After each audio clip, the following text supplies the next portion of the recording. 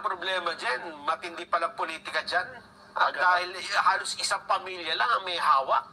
Mula mayor, gobernador hanggang konsehal. Ang tanging bumabatikos ay yung barangay kapitan. Magtakin mo, live na live sa kanyang FB Live. Ayan, Alamin natin. Sige. 4 sinisilip na person of interest sa pagpaslang kay Tres de Mayo Chairman, Barangay Captain Oscar Dodong Bukol. Si El Dumabok magbabalita. Eli, kamusta na kayo dyan? Yes, magandang hapon Pilipinas. Habang nagpapatuloy ang investigasyon sa pagpatay kay Barangay Captain Oscar Dodong Bukol Jr. ng 3 de Mayo, Digo City, patuloy namang lumalabas ang iba't ibang anggulo at posibleng motibo na tinitingnan ng mga taga-suporta at residente ng Davao del Sur.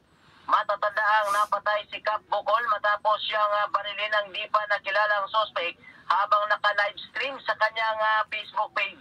4 na person of interest ang iniimbestigahan ngayon ng Davao del Sur Police. Kabilang dito ang mga individual na madalas binabatikos ng kapitan sa kanyang livestream sa social media. Para sa matagal nang sumusubaybay sa kanyang mga video, kilala si Cap Bukol sa pagiging outspoken laban sa umano'y overpriced at maanomaliang proyekto sa Digo City at iba pang bahagi ng Davao del Sur.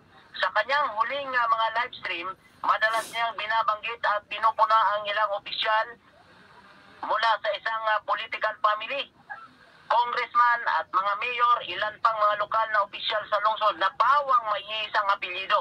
Tinatawag pa niya umano itong traidor at ang ilan sa mga ito. Isa sa mga proyektong isiniwalat ng kapitan ay itong umano'y 200 million traffic light project sa kanila mismong barangay. Ginamit ng kapitan ang kanyang Facebook page upang magsiwalat ng mga anomalya at pagsasamantala umano ng ilang elected official sa kanilang lalawigan. Ayon rin sa investigasyon, may isa pang barangay kapitan na umano'y nagbanta sa kanyang buhay bago ang insidente. Ayon sa isang residente kritiko, nananatiling tahimik ang ilang media outfit sa lalawigan dahil umano sa takot mula sa mga ma-impluensyang taong maaaring madawit sa kaso. Sa ngayon ay nasa 2 milyon peso ang reward money mula sa Davao del Sur at ang kalahati nga naman nito ay pinapadala ni Vice President Sara Duterte. Habang nagpapatuloy ang investigasyon, nananatili ang panawagan ng mga residente ang itong ipinaglalaban ng napatay na kapitan, ang paglaban sa korupsyon at ang pagtiwala sa katotohanan. Kuyang Jen at Kuyang Nel, no? Ang acting chief of police ngayon ng Digo City Police Station ay isa sa 4 nga sa tinutumbok na person of interest. Itong si Police Lieutenant Colonel Peter Glenn Epong na ngayon may isa sa ilalim rin sa masusing investigasyon kung ano ang kanyang ugnayan doon sa pagkamatay nga ni Cap Oscar Dodong Bukol Jr. kagabi sa kanya mismong tahanan. Bakit Eli, kaaway ba ni Kapitan Dodong si Hepe? May nauna ng alitan umano ang sa pagitan ni Chief of Police at ni Cap Dodong na may kaugnayan ito sa mga kooperasyon ng operasyon ng PNP sa kanilang lugar.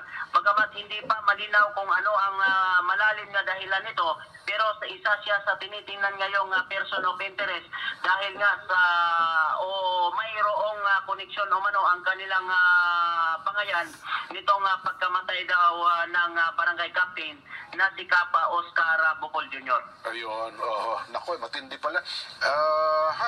So medyo malalim pala ito. Magagtabi kami sa follow-up report mo, Eli, no, ha?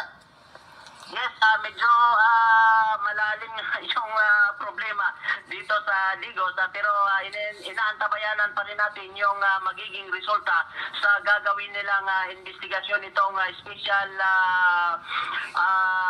task group na binuo ngayon ng Davao del Sur Provincial Police Office. So yan muna ang update mula sa bahagi ng Davao del Sur, Eli Dumabok para